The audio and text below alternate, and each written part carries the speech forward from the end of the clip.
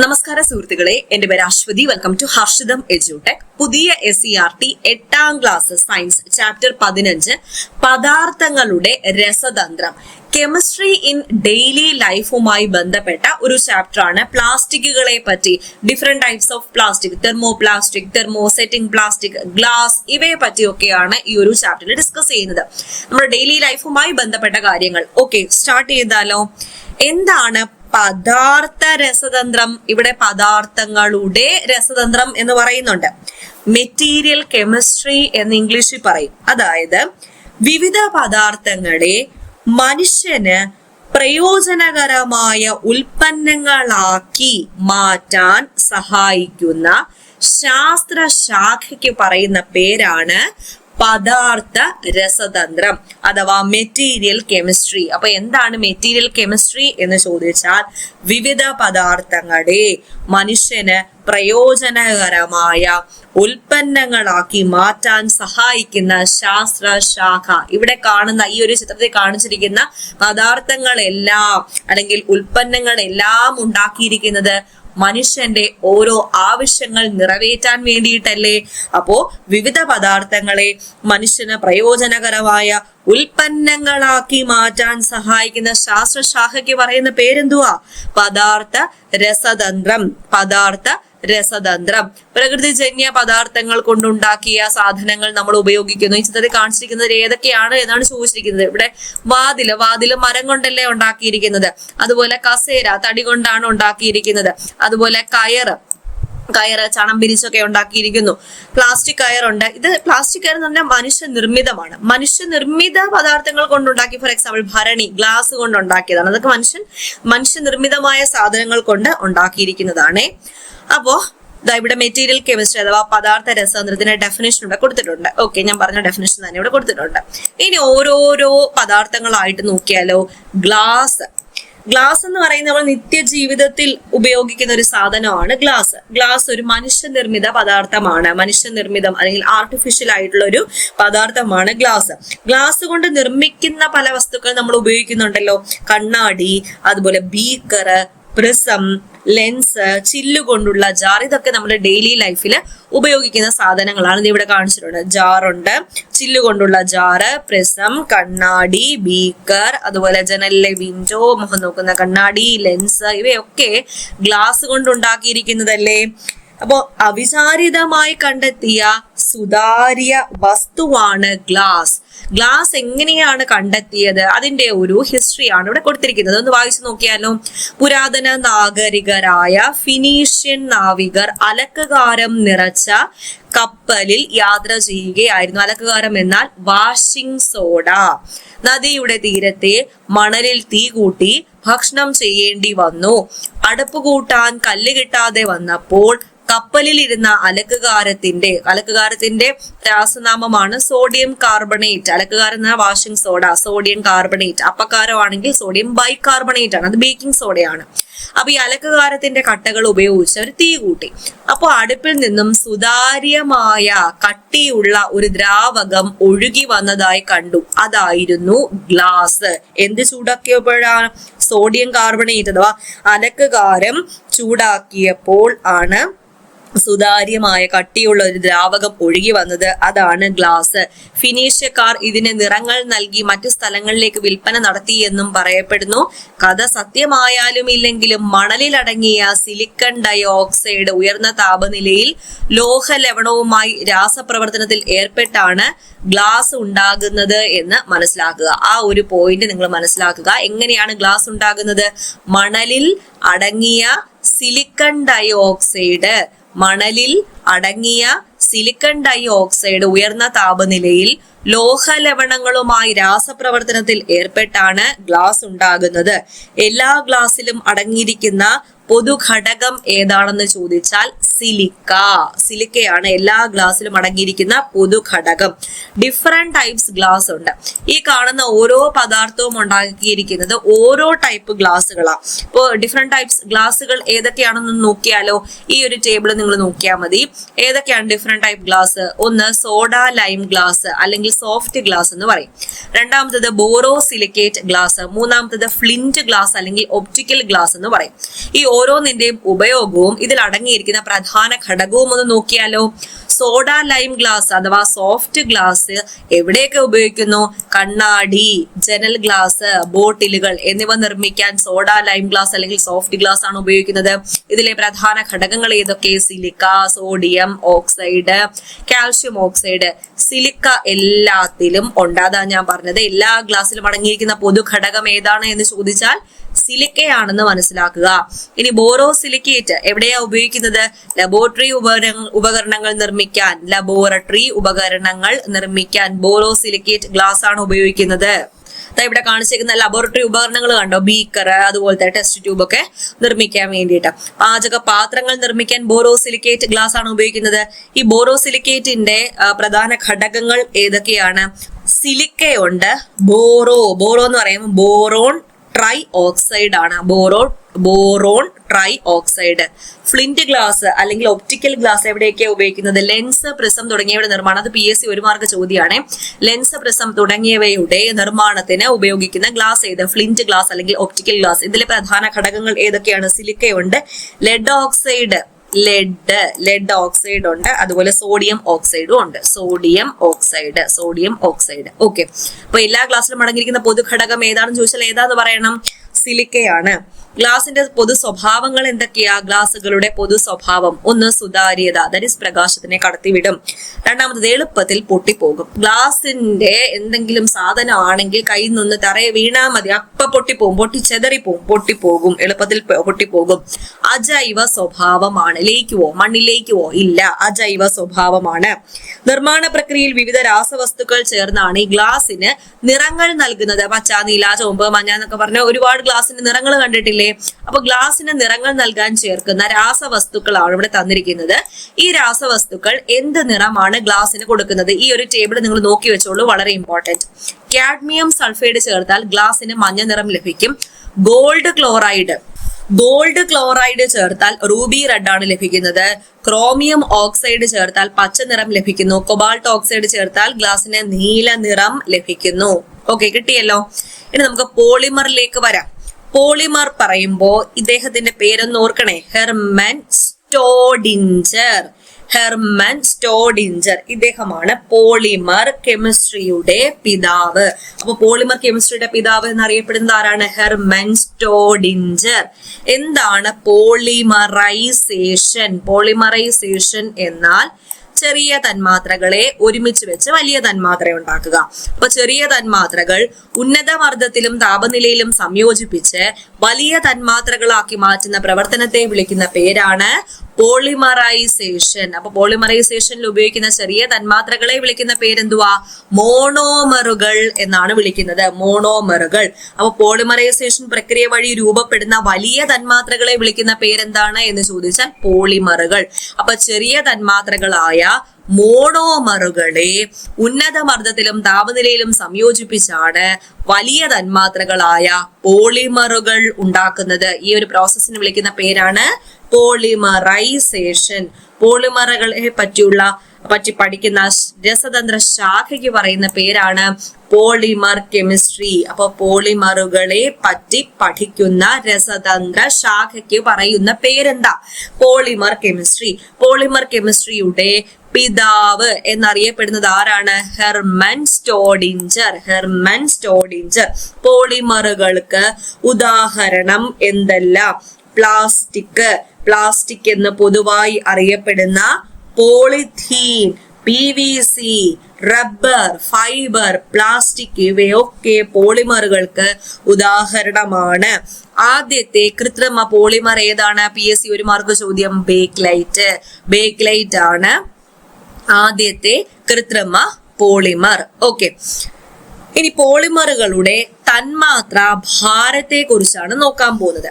ഈ പോളിമർ ഉണ്ടാക്കി കഴിഞ്ഞാൽ, അതായത് പ്ലാസ്റ്റിക്, ഫൈബർ, പിന്നെ PVC പോലുള്ള റബ്ബർ പോലുള്ള പോളിമർ ഉണ്ടാക്കി കഴിഞ്ഞാൽ ഈ പോളിമറിന്റെ തന്മാത്രാ ഭാരം സാധാരണ തന്മാത്രകളെ അപേക്ഷിച്ച് കൂടുതലായിരിക്കും. എന്തുകൊണ്ടാണ് തന്മാത്രാ ഭാരം കൂടുന്നത്? മോണോമർ കൂട്ടിച്ചേർത്ത് സംയോജിപ്പിച്ചല്ലേ പോളിമർ ഉണ്ടാക്കുന്നത്. അതായത് ചെറിയ മോണോമർ പരസ്പരം ചേർത്ത് വലിയ പോളിമർ ആക്കുന്നു. അപ്പോൾ അതിലടങ്ങിയിരിക്കുന്ന എല്ലാ മോണോമർ യൂണിറ്റിന്റെയും തന്മാത്രാ ഭാരത്തിന്റെ ആകെ തുകയല്ലേ ആ പോളിമറിന്റെ തന്മാത്രാ ഭാരം. അതുകൊണ്ട് തന്നെയാണ് മോണോമർ കൂട്ടിച്ചേർത്ത് പോളിമറുകൾ ഉണ്ടാക്കുന്നത് കൊണ്ട് തന്മാത്രകളുടെ ഭാരം സ്വാഭാവികമായി കൂടുന്നു. അപ്പൊ മോണോമറുകൾ പോളിമറൈസേഷനിൽ പങ്കെടുക്കുമ്പോൾ തന്മാത്രാ ഭാരം കൂടുന്നത് എന്തുകൊണ്ട്?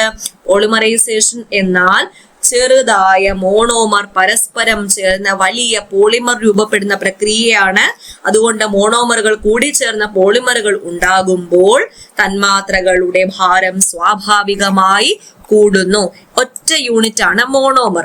രണ്ടെണ്ണം ചേർന്നാൽ ഡൈമർ, കൂടുതൽ മോണോമർ ചേർന്നാൽ അത് പോളിമർ. അതൊരു ചിത്രീകരണമാണ് ഈ കാണിച്ചിരിക്കുന്നത്. ഓക്കെ, ഇനി ഡിഫറെന്റ് ടൈപ്സ് പോളിമർ, അതിന്റെ സ്വഭാവ സവിശേഷത എവിടെയൊക്കെയാണ് ഇത് പ്രയോജനപ്പെടുത്തുന്നത് അതാണ് കൊടുത്തിരിക്കുന്നത്. ഇമ്പോർട്ടന്റ് ആണ്. പോളിമർ എന്ന് പറയുമ്പോഴത്തേക്കും രണ്ടിൽ കൂടുതൽ മോണോമർ ചേർന്നതാണ്. അപ്പോൾ കൂടെ പോളി കൂടെ കാണാം. പോളിയെഥിലീൻ ഇതിന് നിഷ്ക്രിയ സ്വഭാവമാണ്. എവിടെയൊക്കെ ഉപയോഗിക്കുന്നു, എവിടെയൊക്കെ പ്രയോജനപ്പെടുത്തുന്നു? ഭക്ഷണപാത്രങ്ങൾ ഉണ്ടാക്കാൻ, പാക്കേജിങ്ങിനൊക്കെ polyethylene. Polytetrafluoroethylene, PTFE എന്ന് പറയും. ഇത് താപപ്രതിരോധം ഉണ്ട്. ഈ താപപ്രതിരോധം എന്ന് പറയുമ്പോഴത്തേക്ക് ഹീറ്റിന് റെസിസ്റ്റൻസ് ഉണ്ടാവും. അതായത് ഹീറ്റിനെ അധികം കടത്തി വിടത്തില്ല. അതുകൊണ്ട് തന്നെ നോൺ സ്റ്റിക് പാത്രങ്ങളുണ്ട്, ഉയർന്ന താപനിലയിലൂടെ ഉപയോഗിക്കേണ്ട പാചക പാത്രങ്ങൾ, ഇവ നോൺ സ്റ്റിക് പാത്രങ്ങളൊക്കെ നമുക്ക് PTFE കൊണ്ടാണ് നിർമ്മിക്കുന്നത്. PVC ആണെങ്കിൽ വൈദ്യുത പ്രതിരോധമാണ്. കേബിള്, പൈപ്പ്, കേബിളിൽ നമുക്ക് മോളി പിടിക്കാൻ പറ്റൂല, ഷോക്ക് അടിക്കത്തില്ല. വൈദ്യുത പ്രതിരോധം ഉള്ളത് കൊണ്ടാണ് PVC കൊണ്ടാണ് ഉണ്ടാക്കിയിരിക്കുന്നത്. പോളിയെഥിലീൻ ടെറിത്താലേറ്റ്, PET എന്ന് പറയും. വാതകങ്ങളെ തടഞ്ഞു നിർത്തുന്നത് കൊണ്ട് തന്നെ ബോട്ടിലുകളുടെ നിർമ്മാണത്തിന് PET ഉപയോഗിക്കുന്നു. പോളിമർ എന്ന് പറയുമ്പോൾ എല്ലാം ആർട്ടിഫിഷ്യൽ അല്ല. പ്രകൃതിദത്തമായ പോളിമറും ഉണ്ട്, മനുഷ്യനിർമ്മിതമായ പോളിമറും ഉണ്ട്. ഈ ടേബിൾ ഇമ്പോർട്ടന്റ് ആണ്. പ്രകൃതിദത്ത പോളിമറിന് ഉദാഹരണം ഏതൊക്കെയാ? സെല്ലുലോസ്, സ്റ്റാർച്ച്, സ്വാഭാവിക റബ്ബർ. ഇനി മനുഷ്യനിർമ്മിത പോളിമറിന് ഉദാഹരണം ഏതൊക്കെയാ? പോളിത്തീൻ, നൈലോൺ, ബേക്ക്ലൈറ്റ്, PVC, കൃത്രിമ റബ്ബർ. ഇതിൽ ബേക്ക്ലൈറ്റിന്റെ പ്രത്യേകത എന്താ പറഞ്ഞത്? ആദ്യത്തെ കൃത്രിമ പോളിമർ ആണ് ബേക്ക്ലൈറ്റ് എന്നും പറഞ്ഞു. അതുകൂടി ഒന്ന് ഓർത്തിരിക്കുക. പോളിമറിനെ അവയുടെ ഭൗതിക സ്വഭാവത്തിന്റെ അടിസ്ഥാനത്തിൽ മൂന്നായിട്ട് തരംതിരിക്കാം. പ്ലാസ്റ്റിക് എന്നും, റബ്ബർ എന്നും, ഫൈബർ എന്നും. അപ്പോ പോളിമറുകളെ അവയുടെ ഭൗതിക സ്വഭാവത്തിന്റെ അടിസ്ഥാനത്തിൽ എത്രയായി തരംതിരിക്കാം? മൂന്നായിട്ട് തരംതിരിക്കാം. എങ്ങനെയൊക്കെ? Plastic, rubber, fibre. ഇനി പ്ലാസ്റ്റിക് നോക്കിയാലോ? പ്ലാസ്റ്റിക് തന്നെ രണ്ട് ടൈപ്പ് ഉണ്ട്. പ്ലാസ്റ്റിക്കിനെ അവയുടെ സ്വഭാവത്തിന്റെ അടിസ്ഥാനത്തിൽ രണ്ടായിട്ട് തരംതിരിക്കാം. തെർമോ പ്ലാസ്റ്റിക്കും തെർമോസെറ്റിംഗ് പ്ലാസ്റ്റിക്കും. നമ്മൾ മുന്നേ പഴയ SCERT പഠിച്ചിട്ടുള്ളതല്ലേ, ഫൈബറും പ്ലാസ്റ്റിക്കും എന്ന ആ ഒരു ചാപ്റ്ററിൽ പഠിച്ചിട്ടുണ്ട്. അപ്പൊ അതിലേക്ക് വരാം. അതിനു മുന്നേ പ്രകൃതിദത്ത വസ്തുക്കൾക്കില്ലാത്ത എന്തെല്ലാം സവിശേഷതയാണ് പ്ലാസ്റ്റിക് വസ്തുക്കൾക്കുള്ളത്? രൂപമാറ്റം വരുത്താൻ പറ്റത്തില്ലേ? ഉരുക്കി കഴിഞ്ഞാൽ അല്ലെങ്കിൽ മറ്റേതെങ്കിലും പ്രോസസ്സ് വഴിയൊക്കെ രൂപമാറ്റം വരുത്താൻ പറ്റും പ്ലാസ്റ്റിക്കിനെ. അതുപോലെ ഭാരം കുറവാണ്. പ്രകൃതിദത്ത വസ്തുക്കളെ അപേക്ഷിച്ച് ഭാരം കുറവാണ് പ്ലാസ്റ്റിക്കിന്. ഉയർന്ന താപനിലയെ പ്രതിരോധിക്കാനുള്ള ശേഷിയുണ്ട്. ഈർപ്പം ആഗിരണം ചെയ്യുന്നില്ല, അതുകൊണ്ട് പെട്ടെന്ന് നശിച്ചു പോകുന്നില്ല. ഓക്കെ, ഇനി ഡിഫറെന്റ് ടൈപ്പ് പ്ലാസ്റ്റിക് നോക്കാം. സ്വഭാവത്തിന്റെ അടിസ്ഥാനത്തിലാണ് രണ്ടായിട്ട് തരംതിരിച്ചിരിക്കുന്നത്. തെർമോ പ്ലാസ്റ്റിക്കും തെർമോസെറ്റിംഗ് പ്ലാസ്റ്റിക്കും. തെർമോ പ്ലാസ്റ്റിക്കിന്റെ പ്രത്യേകത, ഈ തെർമോ പ്ലാസ്റ്റിക്കുകളും തെർമോപ്ലാസ്റ്റിക് ഉൽപ്പന്നങ്ങളും വീണ്ടും ചൂടാക്കി ഉരുക്കി പുതിയ രൂപത്തിലുള്ള പുതിയ ഉൽപ്പന്നങ്ങളാക്കി മാറ്റാൻ പറ്റും. തെർമോസെറ്റിംഗ് എന്ന് വെച്ചാൽ പുതിയ രൂപത്തിലേക്ക് മാറ്റാൻ പറ്റത്തില്ല. അതായത് വീണ്ടും ചൂടാക്കി ഉരുക്കി പുതിയ രൂപത്തിൽ ഉൽപ്പന്നങ്ങൾ ഉണ്ടാക്കാൻ തെർമോസെറ്റിംഗ് പ്ലാസ്റ്റിക് പറ്റത്തില്ല. തെർമോപ്ലാസ്റ്റിക് അല്ലെങ്കിൽ തെർമോപ്ലാസ്റ്റിക്കിന്റെ ഉൽപ്പന്നങ്ങളൊക്കെ വീണ്ടും ചൂടാക്കി രൂപമാറ്റം വരുത്തി പുതിയതാക്കി മാറ്റാൻ പറ്റും. തെർമോസെറ്റിംഗ് ആണെങ്കിൽ ചൂടാക്കി കഴിഞ്ഞാൽ ആ ഒരു പുതിയ രൂപം ഉണ്ടാക്കിയെടുക്കാൻ വേണ്ടിയിട്ട് സാധിക്കത്തില്ല, സെറ്റായി പോകും. ഓക്കെ, ഉദാഹരണം നാം ഉപയോഗിക്കുന്ന പ്ലാസ്റ്റിക് കവർ ഉണ്ടല്ലോ, അത് തെർമോപ്ലാസ്റ്റിക് ആണ്, അതായത് പോളിത്തീൻ ആണ്. എന്നാൽ പ്രഷർ കുക്കറിന്റെ കൈപ്പിടി പോലുള്ള നിർമ്മിച്ചിരിക്കുന്നത് തെർമോസെറ്റുകളാണെന്നും മനസ്സിലാക്കുക. അപ്പൊ ഉദാഹരണം കൊടുത്തിട്ടുണ്ട്. തെർമോപ്ലാസ്റ്റിക്കിന് ഉദാഹരണം എന്താണ്? പ്ലാസ്റ്റിക് കവർ അഥവാ പോളിത്തീൻ ആണ്. ഇനി തെർമോസെറ്റിംഗ് പ്ലാസ്റ്റിക്കിന് ഉദാഹരണം പ്രഷർ കുക്കറിന്റെ കൈപ്പിടിയാണ്. ഓക്കെ, ഇവിടെ നോക്കൂ, വിവിധ തരം പ്ലാസ്റ്റിക്കുകളെ എങ്ങനെ തിരിച്ചറിയാം? അതിനുവേണ്ടി റീസൈക്ലിംഗ് കോഡ് ഇവിടെ കൊടുത്തിട്ടുണ്ട്. പോളി എഥിലീൻ ടെറിത്താലേറ്റ് ആണെങ്കിൽ അതിന്റെ കോഡ് 1 ആയിരിക്കും, PET. HDPE ആണെങ്കിൽ സാന്ദ്രത കൂടിയ പോളി എഥിലീൻ ആണ്, അതിന്റെ കോഡ് 2 ആണ്. 3 എന്നാൽ PVC പോളി വിനൈൽ ക്ലോറൈഡ്. 4 എന്നാൽ LDPE സാന്ദ്രത കുറഞ്ഞ പോളി എഥിലീൻ ആണ്. PP എന്നാൽ പോളി പ്രൊപ്പലീൻ, അതിന്റെ കോഡ് 5. ഇനി PS എന്നാൽ പോളിസ്റ്റെറീൻ ആണ്, അതിന്റെ കോഡ് 6. മറ്റുള്ളവ കോഡ് 7 ആണ്. ഓക്കെ, റീസൈക്ലിംഗ് കോഡുകളാണ് ഇവയെല്ലാം. അപ്പൊ വിവിധ തരം പ്ലാസ്റ്റിക്കിനെ എങ്ങനെ തിരിച്ചറിയാം? ചിത്രം നോക്കൂ. ഇതുപോലുള്ള ചിഹ്നങ്ങൾ പ്ലാസ്റ്റിക്കുകളുടെ മുകളിൽ കണ്ടിട്ടുണ്ടോ? ഈ ചിഹ്നങ്ങൾ എന്തിനെയാണ് സൂചിപ്പിക്കുന്നത്? ഇത് ഏത് തരത്തിലുള്ള പ്ലാസ്റ്റിക് ആണ് എന്നുള്ളതിനെയാണ് സൂചിപ്പിക്കുന്നത്. ഓക്കെ, ഇനി പ്ലാസ്റ്റിക് മലിനീകരണം. പ്ലാസ്റ്റിക് ഡീകമ്പോസ് ആയി പോകത്തില്ലല്ലോ. ജൈവ സ്വഭാവമുണ്ടോ? ഇല്ല. അപ്പൊ നിയന്ത്രണാതീതമായ ഉപയോഗം, പ്ലാസ്റ്റിക്കിന്റെ ഉപയോഗം കുറയ്ക്കുക, അല്ലെങ്കിൽ പ്രകൃതിക്ക് തന്നെ ദോഷമാണ്. ചെടികളുടെയും മണ്ണിൽ ജീവിക്കുന്ന ജീവികളുടെയും വളർച്ചയെ ഇത് ബാധിക്കുന്നു. മനുഷ്യനെ ബാധിക്കുന്നു. ജലമലിനീകരണം, മണ്ണ് മലിനീകരണം, മൊത്തത്തിലൊരു പരിസ്ഥിതി മലിനീകരണം തന്നെയാണ് ഇങ്ങനെ ഡംപായി കിടക്കുന്ന പ്ലാസ്റ്റിക് കൊണ്ട് ഉണ്ടാവുന്നത്. അപ്പൊ പ്ലാസ്റ്റിക് മലിനീകരണം ആണ് ഈ ചിത്രത്തിൽ കാണിച്ചിരിക്കുന്നത്. എങ്ങനെ നമുക്ക് പ്ലാസ്റ്റിക് മലിനീകരണം കുറയ്ക്കാം? അതിനു വേണ്ടിയിട്ട് ഒരു 4R സമീപനമാണ് നിർദ്ദേശിച്ചിരിക്കുന്നത്. 4R സമീപനം എന്നാൽ റെഫ്യൂസ്, റെഡ്യൂസ്, റീയൂസ്, റീസൈക്കിൾ. പ്ലാസ്റ്റിക്കിനെ റെഫ്യൂസ് ചെയ്യാം, അതായത് പ്ലാസ്റ്റിക് ഉൽപ്പന്നങ്ങൾ നൽകാതിരിക്കുക, സ്വീകരിക്കാതിരിക്കുക. റെഡ്യൂസ് ചെയ്യാം, അതായത് പ്ലാസ്റ്റിക് ഉൽപ്പന്നങ്ങളുടെ ഉപയോഗം കുറയ്ക്കാം. റീയൂസ് ചെയ്യാം, അതായത് പ്ലാസ്റ്റിക് ഉൽപ്പന്നങ്ങൾ വീണ്ടും വീണ്ടും പുനരുപയോഗിക്കാൻ പറ്റുമല്ലോ. റീസൈക്കിൾ ചെയ്യാം, പ്ലാസ്റ്റിക് ഉൽപ്പന്നങ്ങൾ അനുയോജ്യമായ ഭൗതിക രാസ പ്രക്രിയകളിലൂടെ വീണ്ടും പുതിയ ഉൽപ്പന്നങ്ങളാക്കി മാറ്റുക. വലിച്ചെറിയാതെ ഈ ഒരു രീതിയിൽ പ്ലാസ്റ്റിക് മലിനീകരണം കുറയ്ക്കാൻ സാധിക്കും. പ്ലാസ്റ്റിക് മലിനീകരണം കുറയ്ക്കാൻ വേണ്ടിയിട്ട് കേരളത്തില് എന്തൊക്കെ ചെയ്തിട്ടുണ്ട്? ക്ലീൻ കേരള കമ്പനി, ശുചിത്വ മിഷൻ, ഹരിത കേരളം തുടങ്ങിയവയുടെ സഹകരണത്തോടെ കേരളം സമ്പൂർണ്ണ മാലിന്യമുക്തമാക്കാനുള്ള നടപടി സ്വീകരിക്കുന്നും ഉണ്ട്. ഇപ്പൊ പ്ലാസ്റ്റിക് എന്ന പോളിമറിനെ പറ്റി കുറച്ച് ഐഡിയ ഒക്കെ കിട്ടിയല്ലോ. അടുത്ത പോളിമർ ആണ് റബ്ബർ. പോളിമറുകളെ അവയുടെ ഭൗതിക സ്വഭാവത്തിന്റെ അടിസ്ഥാനത്തിലാണ് എന്തായിട്ട് തരംതിരിച്ചിരിക്കുന്നത്? ഫൈബർ എന്നും പ്ലാസ്റ്റിക് എന്നും റബ്ബർ എന്നും. അപ്പൊ റബ്ബർ എന്നാൽ ഇലാസ്റ്റിക് സ്വഭാവം അഥവാ ഇലാസ്തിക സ്വഭാവമുള്ള പ്രകൃതിദത്ത പോളിമർ ആണ്, അല്ലെങ്കിൽ എന്താണ്, നാച്ചുറൽ ആയിട്ടുള്ള പോളിമർ ആണ് സ്വാഭാവിക റബ്ബർ അഥവാ നാച്ചുറൽ റബ്ബർ. അപ്പൊ റബ്ബർ മരത്തില് നിന്ന് റബ്ബർ പാലെടുത്ത് അതിൽ നിന്ന് വേർതിരിച്ചെടുത്താണ് ഈ പ്രകൃതിദത്ത റബ്ബർ ഉണ്ടാക്കുന്നത്. പക്ഷെ എപ്പോഴും പ്രകൃതിദത്തമായ റബ്ബർ ഉപയോഗിക്കാൻ പറ്റുമോ?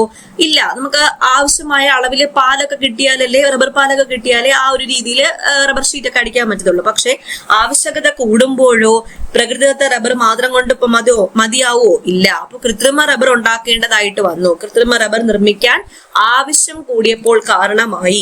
കൃത്രിമ റബ്ബറിന്റെ ഒരു ബെനിഫിറ്റ് എന്ന് പറയുന്നത്, അല്ലെങ്കിൽ അതിന്റെ ഒരു അഡ്വാൻറ്റേജ് എന്ന് പറയുന്നത്, പ്രകൃതിദത്ത റബ്ബറിനെ അപേക്ഷിച്ച് തേയ്മാനം കുറവായിരിക്കും. അതുകൊണ്ട് ടയറുകളുടെ നിർമ്മാണത്തിന് കൃത്രിമ റബ്ബറാണ് ഉപയോഗിക്കുന്നത്. ഓക്കെ, അത്രയേ ഉള്ളൂ. ഇനി അടുത്തത് ഫൈബർ ആണ്. ഫൈബർ എന്ന പോളിമർ. ഫൈബറിന്റെ പ്രത്യേകത എന്ന് പറയുമ്പോൾ ബലമുണ്ട്, നീളമുണ്ട്. അപ്പൊ ബലമുള്ളതും നീളമുള്ളതുമായ പോളിമർ ആണ് നാരുകൾ അഥവാ ഫൈബറുകൾ. എന്തിനൊക്കെ ഉപയോഗിക്കുന്നു ഈ ഫൈബർ? വസ്ത്ര നിർമ്മാണത്തിന് ഉപയോഗിക്കുന്നു. കയറ്, വിരികൾ, വലകൾ ഇവയൊക്കെ നിർമ്മിക്കാൻ ഫൈബർ ആണ് ഉപയോഗിക്കുന്നത്. പ്രകൃതിദത്ത നാരുകളുടെ ലഭ്യത ഇവിടെയും ഉണ്ട്. അതുകൊണ്ട് തന്നെ കൃത്രിമമായ രീതിയിൽ നാരുകൾ നിർമ്മിക്കുന്നു. നമുക്ക് ഇപ്പൊ കിട്ടുന്ന ഒരുപാട് വസ്ത്രങ്ങളൊക്കെ കൃത്രിമ നാരുകൾ കൊണ്ട് നിർമ്മിച്ചവയാണ്. എപ്പോഴും നമുക്ക് പ്രകൃതിയെ മാത്രം ആശ്രയിക്കാൻ പറ്റുമോ? കാരണം പോപ്പുലേഷൻ കൂടുതലാണ്. അപ്പൊ എല്ലാവരുടെയും ആവശ്യകത നിറവേറ്റണ്ടേ? അപ്പൊ ആർട്ടിഫിഷ്യൽ ആയിട്ട് മേക്ക് ചെയ്തേ പറ്റത്തുള്ളൂ. അങ്ങനെ മനുഷ്യൻ ആദ്യമായി നിർമ്മിച്ച കൃത്രിമ നാര് ഏതാണെന്ന് ചോദിച്ചാൽ നൈലോൺ. PSC ഒരു മാർക്ക് ചോദ്യം. നൈലോൺ ആണ് മനുഷ്യൻ ആദ്യമായി നിർമ്മിച്ച കൃത്രിമ നാര്. ഒരു പോളിമർ ഫൈബറായി പരിഗണിക്കപ്പെടണമെന്നുണ്ടെങ്കിൽ അതിനൊരു കണ്ടീഷൻ ഉണ്ട്. അതൊന്ന് ഓർത്തിരിക്കുക, ഇമ്പോർട്ടന്റ് ആണ്.